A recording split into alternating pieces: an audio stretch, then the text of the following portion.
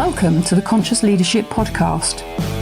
In this podcast, we discuss the how-to of creating conscious leadership for business, life, and the world. With ordinary people doing extraordinary things and being truly in control of their own health, wealth, and happiness. Knowledge plus action with a plan creates magical results.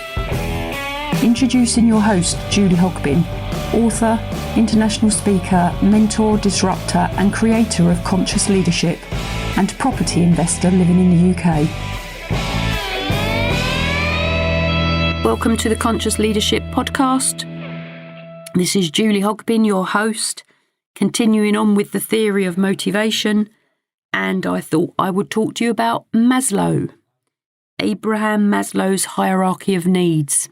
It's a good oldie from the 50s, and as I've said before, there are loads of different models of motivation, and Maslow I can knock out of a cocked hat, for want of a better phrase in some instances, and I always come back to it because it does really cover our basic drivers and where all of us as the individuals we are really have to consider when we are making all of the changes that we may want to make within our lives. So Maslow, he was interested in human potential and how we fulfil that potential. I have worked with Maslow for many years as a leadership and management consultant. I see it physically in action every day. I go into an organisation or talk to a manager or a leader or an individual who is changing something. So Maslow is known for claiming that human beings are motivated by unsatisfied needs and that the lower needs have to be met before higher needs can be satisfied. So for some of you that know his triangular model, if we don't satisfy the lower level, Maslow indicates that we can't move up to the second, third, fourth or fifth. And if we're at the fifth and a lower level is rattled, is shaken, we go back to that level to resolve the problem there before we can then escalate our way back up the model. So Maslow's theories comes from the 40s and 50s. Again, it's an original piece of work. I don't believe in reinventing the wheel. I think it's a good, solid, sound, motivational theory that, as I've said already, I come back to over and over. According to Maslow, there are 4 general types of needs at the lower levels of the model. Physiological, safety, love, belonging, esteem, and they must be satisfied before a person can act unselfishly, or in Maslow's words, self-actualise. Only when these are satisfied can the individual transcend and look outside of self. And Maslow called the needs deficiency needs. As long as you're motivated to satisfy these cravings, you are moving towards growth and self-actualisation. When one deficiency need is met, a higher need emerges. When this in turn is satisfied, again new and still higher needs emerge, and so on. As one desire is satisfied, another pops up to take its place. Satisfying the needs is natural and healthy to do, and if one need that was met is shaken, as I've just mentioned, then you'll descend back to the shaken level to make it right before ascending the hierarchy once again. This is sometimes where you get into a position where you feel like you're taking 2 steps forward and 1 step back. So the very first level is the physiological needs, is where this is the real basic needs such as air, water, warmth, food, sleep, sex, shelter. And when these are not satisfied, we may feel sickness, irritation, pain, discomfort, and so on. And those feelings motivate us to alleviate them as soon as possible. So that regains our equilibrium, and once they're alleviated, we can start to think about other areas. So just as a thought, if you have ever attended a training session and you're sitting on an uncomfortable chair, or you are thirsty, or you are hungry, the minute you realise that, for most of us, our primary focus, our primary purpose is to alleviate those needs, either to get a drink, either to have some food, or shift about in the chair. If we don't see daylight, if you're in a subterranean office with no daylight, you have a natural need for daylight. You want to alleviate it. When you're in a training session, you're hungry, you're thirsty, you will not be listening to or concentrating on what is being said by the person at the front of the room, or even in the group that you may be working in, because you are craving to meet and satisfy that physiological need. It's our core basic need. Classic example, I've seen this I don't know how many times, over and over. If you're part of an office move, so say you're working for an organisation or you're running an organisation, and it can be 1, 10 or 100,000 people, you've got an office move coming up. How many times have you heard people say, what's happening to my parking space? Who gets to sit beside the window? Where's the tea function coming from? I worked for an organisation where, because of the tax bill, this was many years ago actually, because of the tax bill, they stopped giving us free tea and coffee.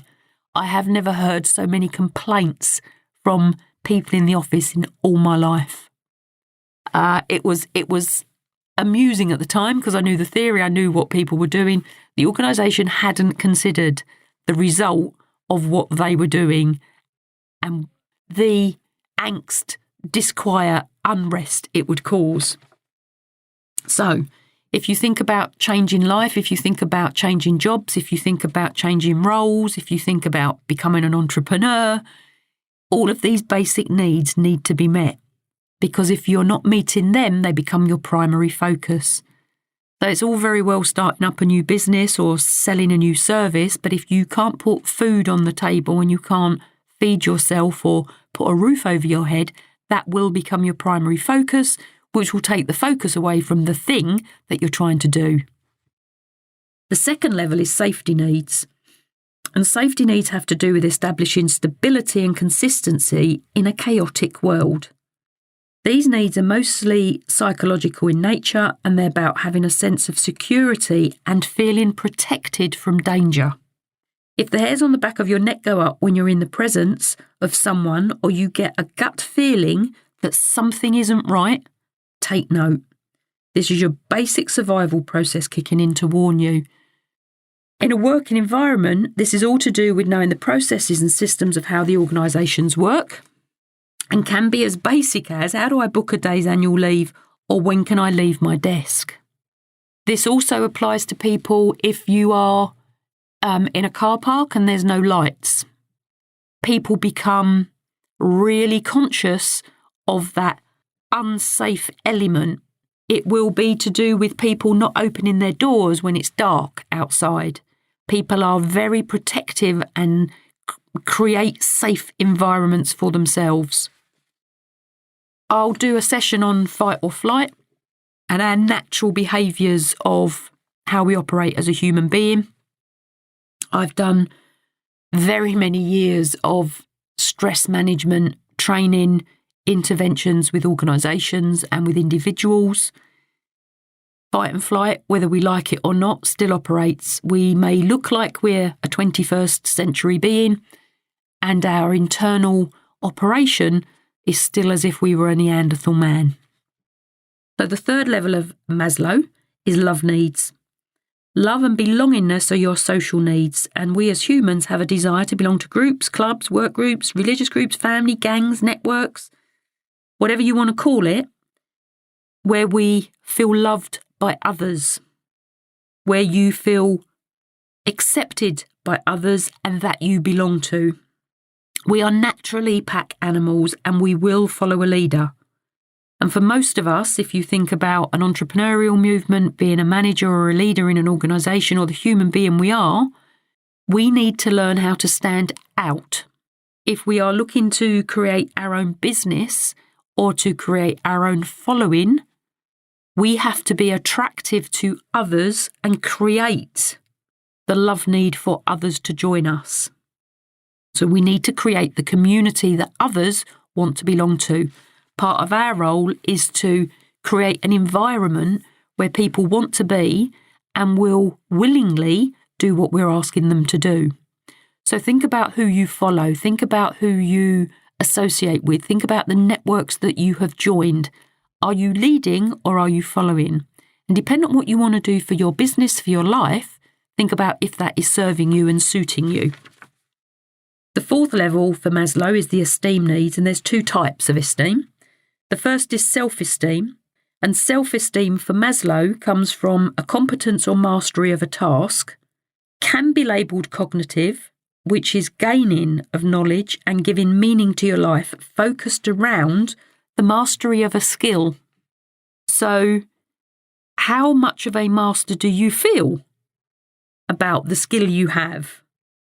And as a note here, attention-seeking behaviour is common in those that have low self-esteem. The second part of esteem needs for Maslow is status. So which we achieve when others give us attention, recognition and appreciation. In a working environment, look for how people get hung up on role titles, because the role title gives people status. Now, I don't know about you. I've never been bothered by status as in a title for a business, but my self-esteem for my mastery of the skill that I have has always been high. And if you think about status, how do you gain attention of somebody that's in power? How do you gain attention from somebody that you've given power to? And how are you getting your status and esteem needs met currently? And if you change what you do, would you get them met to the same level? The fifth level for Maslow is self-actualisation. And that is around the desire to become more and more of what you can be, to become everything that one is capable of becoming. People who have the lower levels of the needs met can maximise their individual potential. They seek growth, personal development, achievement, self-fulfilment and peak experiences. So we're all looking for something according to Maslow, and it's only when we get to that very top level, and even then we are still looking to self-actualise, but we're coming from a more confident position because the lower levels are met and we are secure in ourselves. Self-actualisation is transcendence, and simply put, transcendence needs involve helping others to achieve self-actualisation. This is where we serve a higher goal outside of self. This is where we as individuals become mentors, coaches or trainers and give back to the world. I'm doing a podcast. Hey, maybe I've transcended everybody. It doesn't mean they don't do this earlier, but at this point it becomes a burning desire. These needs spring from the depths of our common life as human beings. They may attract us to, repel us from any given group. So, this podcast is being recorded in the Progressive Properties Success Unlimited headquarters at Peterborough. I first met Rob Moore, Mark Homer and his organisation in 2011 when I went out from being in corporate trainer, mentor, coach role, working with non-profit sector, to taking control of my life completely and ending up becoming a property investor. So I do that as well as whatever I'm doing on this podcast. And I was with Rob probably 2012, 13 maybe. Took a break, went and got some different mentors. Then noticed Rob Moore talking about podcasts and social media and everything that links to that. And where am I now? Back at headquarters in Peterborough, doing podcasting, recording, because they've set up a studio. So just thinking of Maslow, consider the goals you're looking to set and recognise that if you're going to rattle the lower levels, bear it in mind because it may become a hindrance for you to go out and achieve the greater level. You have to have the lower levels satisfied, or at least in mind. So there's a very brief, very quick process around Maslow. It's well worth remembering, it's well worth recognising, it's well worth bearing in mind. And what I'm going to say is go out, take action towards your dream, make it happen. There's 7 days in the week. and one of them isn't someday. Bye for now. Thanks for listening to the Conscious Leadership Podcast. You can contact Julie on LinkedIn, Facebook, Instagram, Twitter, Pinterest, and hear me out. Please subscribe to her YouTube channel for how-to videos and more content. And please message Julie to have your questions answered. Until next time, remember, knowledge plus action with a plan creates magical results. See it, say it, write it, believe it, and achieve it.